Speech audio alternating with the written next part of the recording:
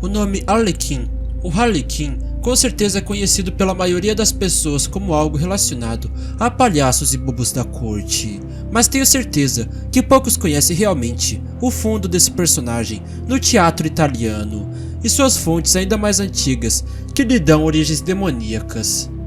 Vocês devem estar curiosos para conhecer essa história e, bom, recentemente eu fiz um vídeo sobre o Homem que Ri, aquele descrito na literatura clássica como o único palhaço de verdade, já que ao invés de maquiagem, ele teria realmente o rosto deformado num sorriso. Mas independente disso, falemos do Arlequim. Eu sou Jonathan Rourke, um escritor de fantasia e estudante da USP, e esse é mais um vídeo aqui do meu canal, O Historiador. As origens.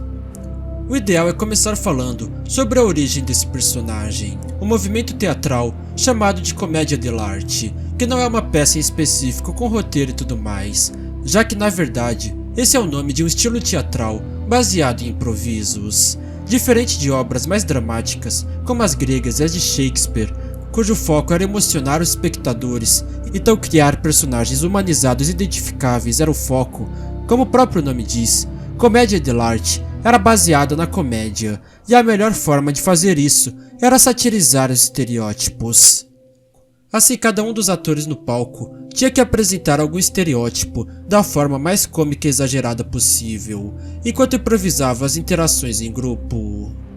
Assim, existiam vários tipos de personagens: capitanos, militares, inamorati, jovens que só pensam em romance, vesh, pessoas velhas e rabugentas, e zani, servos pobres que tinham um bom papel no decorrer da história. O que acontece é que obras como as de Shakespeare e as gregas normalmente ignoravam os servos, os deixando de escanteio quase como se nem existissem, mas na comédia dell'arte perceberam o tanto de graça que era possível fazer com os problemas dos pobres, e por isso estes personagens tinham participação tão grandes quanto os nobres. Normalmente eles davam um nome para cada personagem que seguisse seu estereótipo, e dali surgiu aquele personagem chamado de Arlequim. O seu figurino originalmente era baseado na ideia de uma roupa gasta de camponês com remendos feitos de tecido de outras cores, e para satirizar ainda mais isso, com o tempo foram aumentando esses remendos até restar apenas uma roupa feita completamente de retalhos de tecidos, lhe dando a característica das vestes coloridas. A partir disso, começaram a surgir roupas mais ricas e bem feitas, até mesmo carnavalescas, para representar as festividades italianas. Porém, sempre seguindo a temática de formas de diversas cores, sejam listras, losangos, triângulos e assim por diante. Já sua máscara normalmente era preta ou marrom escura, para causar uma representação ambígua, se seria uma pessoa branca, muito suja por ser pobre, ou realmente uma pessoa negra, que naquele contexto também seriam servos pobres ou escravos. Mas foi sua personalidade que o fez chamar a atenção desde o começo, até o ponto de ser levado para todos os tipos de teatros posteriores. Ele era caracterizado por ser extremamente astuto e cheio de artimanhas, alguém muito semelhante ao João Grilo de O Alto da Compadecida, que nós brasileiros tanto amamos, no quesito de que sua pobreza seria justificativa para ser um esperto, que está sempre tentando se sair bem, ludibriando os outros e lucrando com as situações, e daí sairia a graça. Quer dizer, quem assistiu Alto da Compadecida está ciente o quão engraçado é alguém assim. Porém, diferente dos outros personagens, o Arlequim era o único que tinha um contexto diabólico.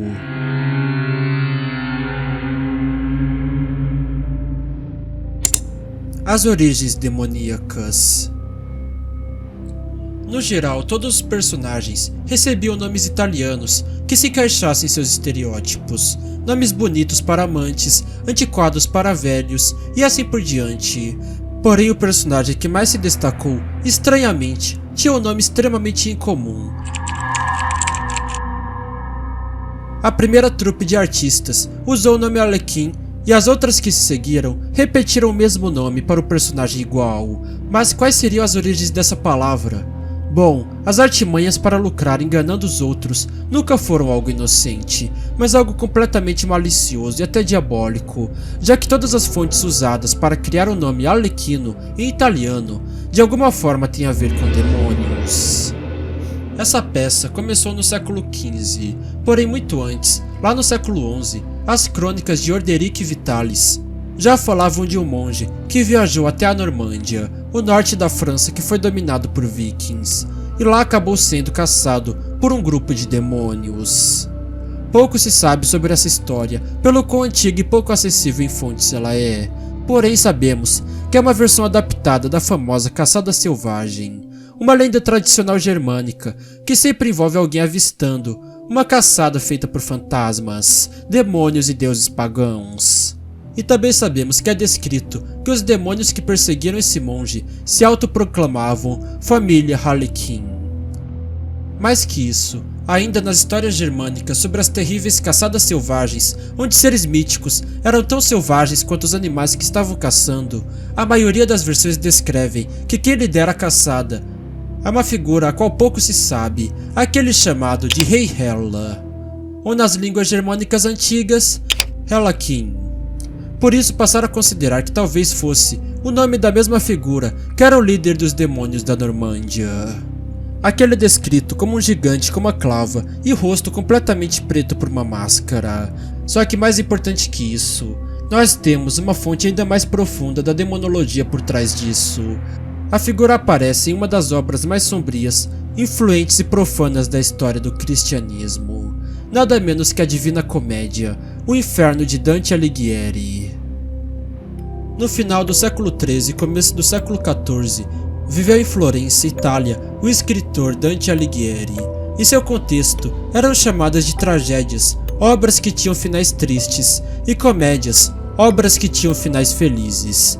E assim, ao escrever um poema de amor à sua amada Beatrice, decidiu criar uma história sobre como ela o tiraria do inferno e o levaria para os céus. Uma história com final feliz no contexto demoníaco e angelical. Uma Divina Comédia. Para justificar sua estadia no inferno, o primeiro poema segue como ele avistou Virgílio, um antigo poeta do Império Romano, ao qual era um grande admirador, e o seguiu até a entrada do inferno, descendo até as partes mais fundas.